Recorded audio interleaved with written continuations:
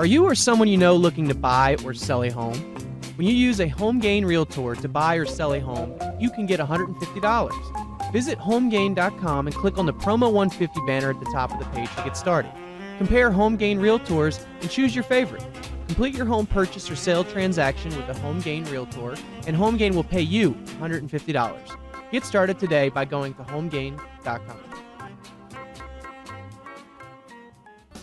Welcome back to Real Estate 360 Live. I'm your host, Ryan Sloper, joined by my guest, Louis Cammarosano, the general manager of HomeGain. Before we went to break, we were discussing what's going to be the overall employment situation for 2012. Is it going to get better? Is it going to get worse? Is it going to stay the same? I tend to believe that it's going to probably get worse. I really don't think that our economy is getting much better, even though the numbers that the media is putting out there says that the unemployment rate has dropped down a little bit. I believe it's under 9% now nationally. I still think that the overriding real number is probably closer to 18 to 20%. I think that the unemployment situation, it's a long way from being fixed. Louis, what are your thoughts on where you see the employment situation headed? I believe you're right. It's not really the media that's putting those numbers out. They're just reporting what the government is telling them the unemployment situation is.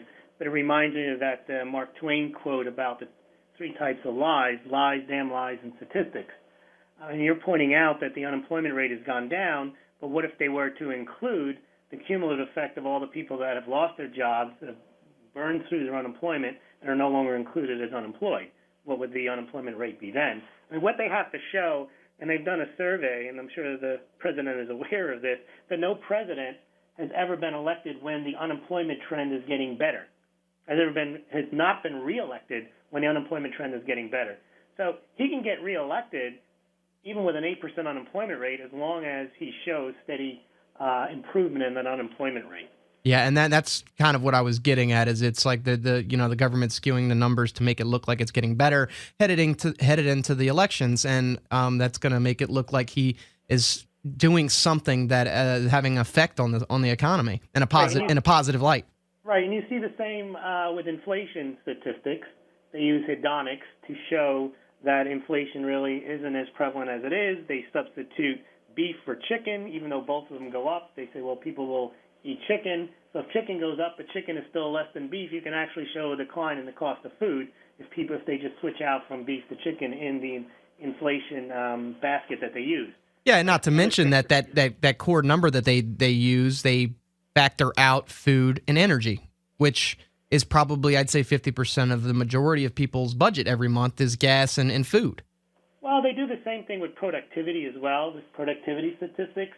If computing power enables you to process 50% more in the last year, that doesn't mean the productivity of the worker goes up 50% more. They don't type 50% faster. They don't think 50% faster. So all of these statistics are subject to manipulation in order to produce the type of results that they want. And the government certainly doesn't want there to be high inflation or high unemployment, and they do want to have high productivity, so there's ways of manipulating the data. Yeah, there's actually a website, I think it's called Shadow Stacks, and I don't know his methodology, but this particular individual tracks unemployment and inflation using different measures and obviously shows that there's a higher unemployment rate than the official number, and there's a higher inflation rate than the official number. Yeah, and I think that the important thing too is when we're talking about employment, it's also that remembering that all our markets are very local, hyper local in many instances. And in the DC metro area, we do have an anomaly going on, which compared to the rest of the country, I'd say that our market, our real estate market, our employment market is really is very strong compared to the rest of the country. There's a lot of people that are actually moving from states all over the country to here because this is where the jobs are. Now, most of the time they do have a rude awakening when they get here and they realize that the cost of living is a little bit different, and that you are being compensated better, but the cost of living here, as far as commuting and gas prices and everything else, food, it is a little bit higher.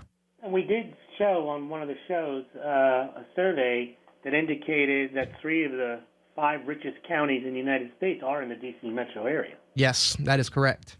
Yep. Now, isn't that, one of the things to be concerned about, though, is most of that is government work, meaning it's either directly a result of employment with the government or government contracts. And if at some point Congress decides that they're going to slash the federal budget like the states have done and not print up money to keep the federal government going, you would expect to see some cuts in the federal government in the Washington, D.C. area, which, may have an impact or should have an impact on housing prices in general and on employment rates as well. Now, so far, no candidate or there's no one really proposing to cut federal spending. I think other than Ron Paul put an ad out saying he wanted to cut 5 federal agencies, and I think Rick Perry tried to name 3 of them and couldn't. He named 2 of them. But the front runners are not talking about cutting federal spending in any big way. I know that's like the thing that strikes me as just the most crazy is that our biggest problem is our spending, but yet nobody wants to pay attention to it. Nobody wants to talk about it. Well, because short term, a big problem is if you cut government spending, you put people out of work. Correct. That's the short term reason why it doesn't get done, because those people are also voters. Exactly. But Very hard for a candidate to run to say, I'm going to cut your job out. Yeah, but long term, this is the problem that everybody has. You have to deal with it at some point, and that's why by not dealing with it, it's just the unintended consequences of what's going to happen down the road is going to be much worse. Oh, absolutely.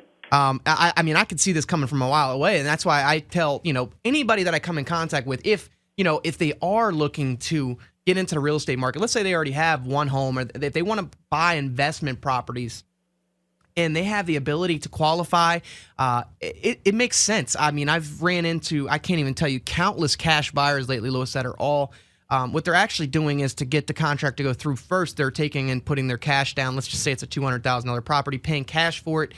The rules have loosened up a little bit on the financing side, so that a day after they close, they can technically go back and refinance and pull 75% of their cash back out of that property at investment rates, which are probably, they're a little bit higher than your primary residence. So instead of, let's just say around 4, you'd be more towards maybe like 4.5, 4.65, which is still great. If you're able to do that, if you have the capital and you have the income to qualify for these properties, and you can acquire 4, 5, 6, 7 of these properties at those low interest rates, and hyperinflation does sit in down the road and you're renting these properties out, I mean, you could take that additional rental income, throw it back towards your mortgage. I mean, you could have literally a lot of these properties paid off in maybe a half to a third of the time, just because of the inflation that could set in. You're absolutely right. The only problem is in that entire scenario, it's if, and most people don't have that kind of money or that type of access to credit in order to do that. But you bring up a good point. I'm glad you actually said that, Louis, because I've actually, I've been doing a lot of investigating lately, just trying to come up with strategic things to help people that, they're like, well, I would love to have a real estate investment portfolio, but, I just don't have any options. I don't have access to cash. There's a lot of self-directed IRAs out there that will allow you to invest in whatever you want to invest in. And a lot of people have access to these accounts that are probably currently tied up in who knows what, not making much money. They could actually take control of these retirement accounts and self-direct them to actually get a solid real estate investment portfolio that they manage. And you know why they won't do that? Because the whole concept behind 401k plans is that the employer provides it for you. You don't really have to spend much time thinking about it. So most people's financial acumen isn't really there to go ahead and make these types of decisions. They basically do the 401k, and unfortunately Social Security is, set and forget and hope that it's there when they need it to retire. They're not actively managing portfolios in their 401k. Basically, if you think about 401k plans, the way they're set up, employers only give you limited options. You don't have the same, in most cases, where you have a self-directed one where you've rolled it over into your own. We actually make financial decisions. So it's good to know that, but really it's convincing people or educating people that they have to take control of their finances. Yeah, they can't just leave them in their 401k plans and hope that everything works out. Yeah, and that's more or less, that's exactly what our show's all about, is trying to educate and teach people the things that are kind of flying under the radar. You know what I mean? This isn't stuff, and you're not going to have big companies, showing you the way to set up a self-directed IRA that you can invest in real estate, gold, silver, whatever you choose to do. Honestly, if me, and like I said, I'm not a financial advisor, this is just my opinion, I'd be doing that all day long. I'd take the money out there and invest in gold, silver, and real estate, just because I think that those are going to be plays that are going to be very good for the long term.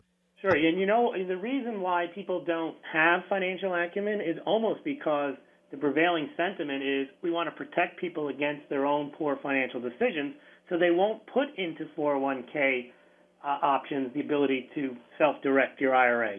They're worried about legal liability, that people will invest the wrong way, so they leave it to the so-called investment pros who basically underperform the market with all those funds that are in most companies' IRAs.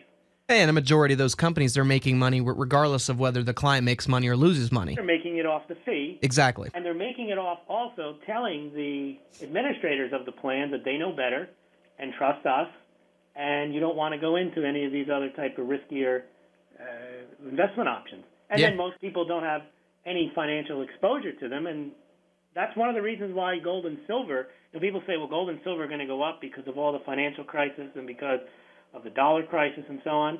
But if you think about it, most people don't own gold and silver. It's difficult to purchase. It's not something you can hit a button. It's not in people's 401k plans. It's not offered widely. So these types of options, real estate trust, gold and silver, don't gain wide currency because they're not really readily available, and people, even if they are aware of them, don't have easy access to them. Yeah, I totally agree with you there, and I think that it's going to be interesting to see. We've kind of watched gold and silver prices fall back. But by the way, that indicates, Ryan, that gold and silver are not in a bubble because assets that are in bubbles are ones that are over-owned, and everybody and their mother owns those assets.